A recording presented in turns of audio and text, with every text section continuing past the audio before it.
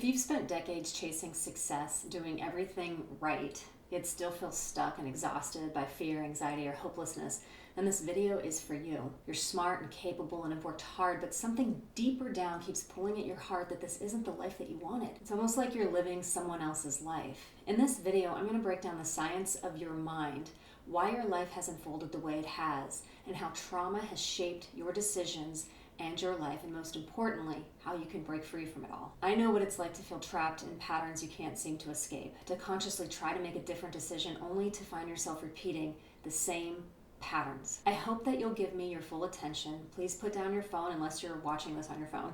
I want you to turn off all other distractions because what I'm about to tell you will change your life. I don't want to talk too much about myself, but I do want to tell you why I got into this line of work, which is helping people to reprogram their subconscious mind. I was sabotaging my life.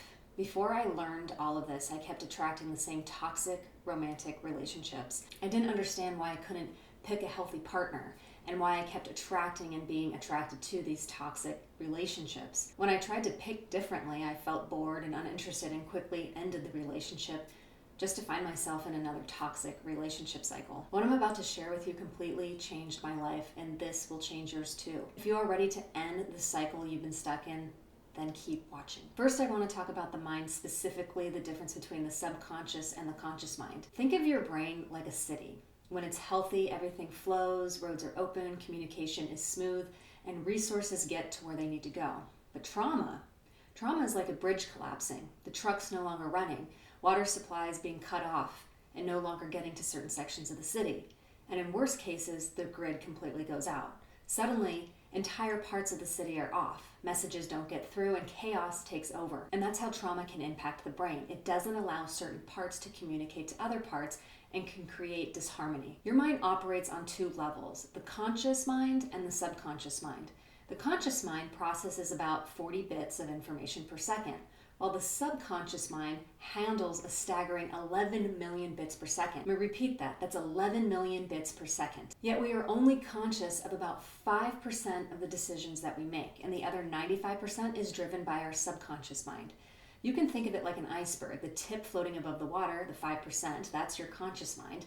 Whereas underneath the water, that 95% of the remaining iceberg that we can't see, that's the subconscious mind. That means that your subconscious mind is running the show, shaping your very identity, your beliefs, your habits, your decisions, and your reality. If you really want to experience positive change in your life, you need to reprogram the subconscious mind.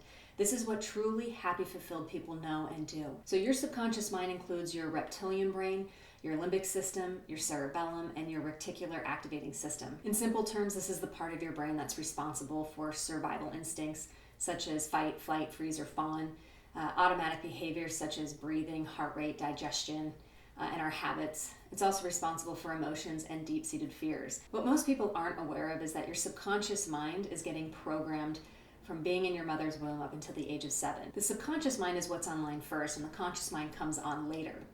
As Aristotle said, show me the boy at the age of 7 and I'll show you the man. Everything your subconscious mind downloaded during those formative years are going to shape the very person that you will become and the life that will unfold for you. The main job of your subconscious mind is to keep you alive and to keep you safe.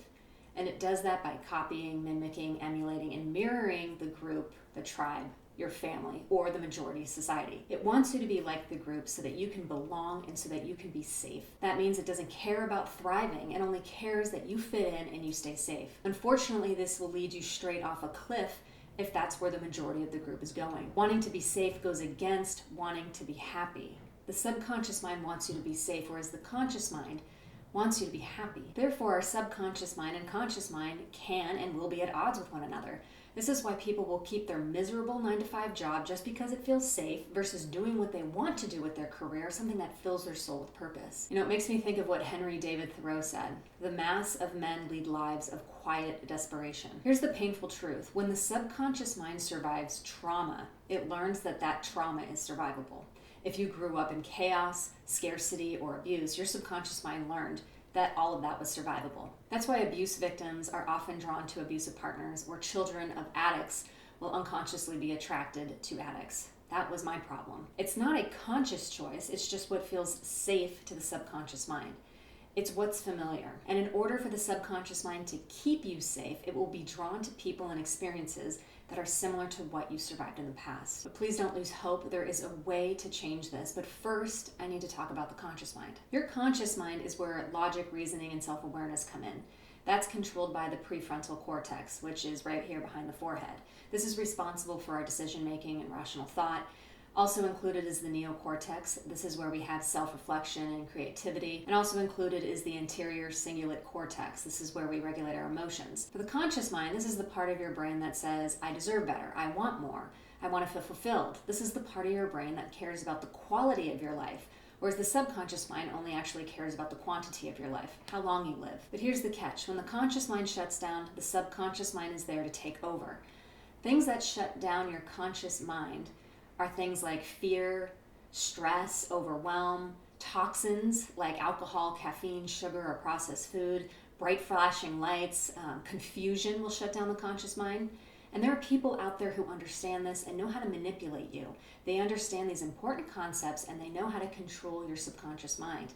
The more distracted and fearful you are, the easier you are to control. And if you think that that's not you, then you're actually the easiest one to control. When your conscious mind goes offline, guess what's in charge?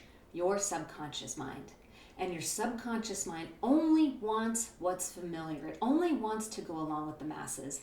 And it will listen to and follow repetitive content, even if that content is wrong, even if it leads to the slaughterhouse. If you want to change your life and if you want to have more fulfillment, you need to update your subconscious mind so that it can know that the life that you desire is survivable. Otherwise, you'll keep repeating the past, and that's why people live lives of quiet desperation. True success and fulfillment comes from getting the subconscious mind and the conscious mind to work together, not against each other. I want you to picture a little boy riding an elephant. Now, the little boy is your conscious mind and the elephant is your subconscious mind. When the little boy doesn't have control over the elephant is going to lead the little boy where it wants to go, and the little boy will be taken for a ride. When we start to gain control over our subconscious mind, we can now see the little boy, our conscious mind, has control over directing the subconscious, the elephant, to where we want it to go. If you don't get control over your subconscious mind, it'll take you for the ride. So in our childhood, what we grow up with and what we survive, what we see from our parents, our society, our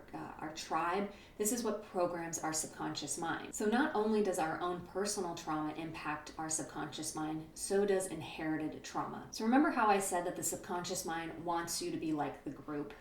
Well, your family and ancestors are your original tribe, and it will do what it can to remain part of the group. Science shows that trauma doesn't just live in our mind, it's actually passed down through the generations. Epigenetics is the study of how external experiences can turn on and off genes.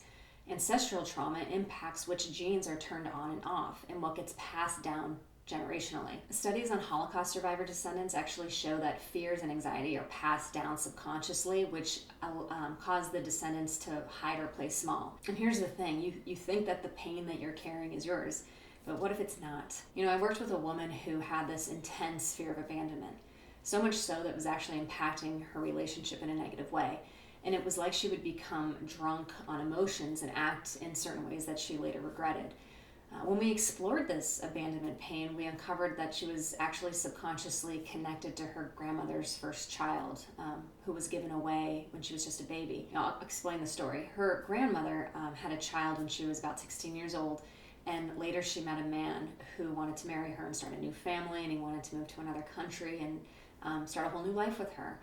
But this man didn't want the baby that she had originally had to come along with them, so the grandmother had to make a very heartbreaking decision, and that was to leave the baby with family back where she was from. Through our work together, we discovered that my client was subconsciously connected to the abandonment pain of her grandaunt who was left behind. But the thing is, if this baby wasn't left behind, my client wouldn't have life. Her grandmother, had she stayed with the baby, wouldn't have gotten married to this man. She wouldn't have started this other family in this other country, and my client wouldn't have life today. So my client being connected to the abandonment pain of this little baby is very, very subconscious.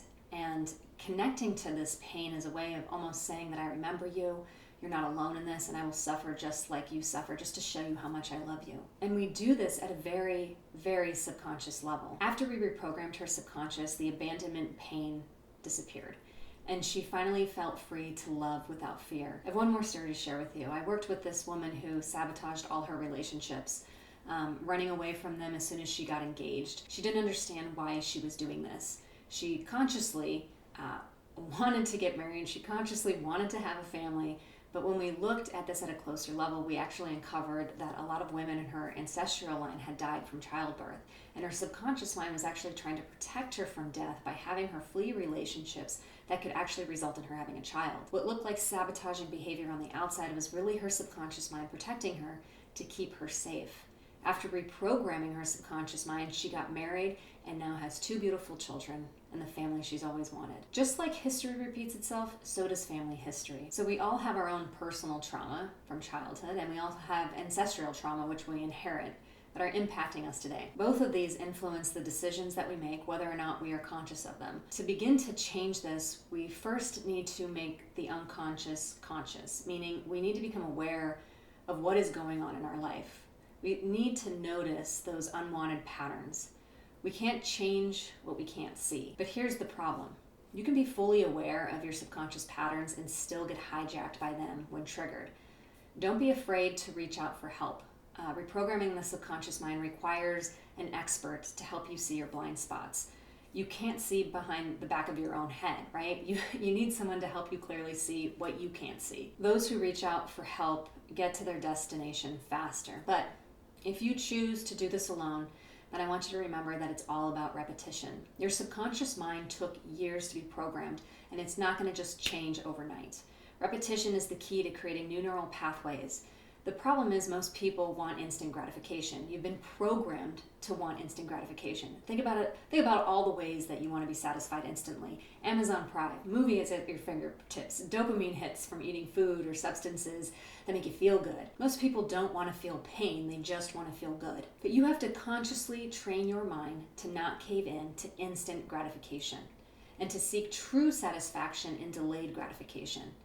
At the end of the day, the fastest way to transform is to work with someone who can rewire your subconscious mind now. That's what changed my life. Once I shifted the subconscious programs running my life, everything changed. If you're ready to take control of your life and rewrite your subconscious programs that are holding you back, there's a link for a complimentary 15-minute Zoom call with me in the description below. Your mind can change. This is the whole idea behind neuroplasticity. If you made it this far, please like, subscribe, and share this video with someone who needs to hear it.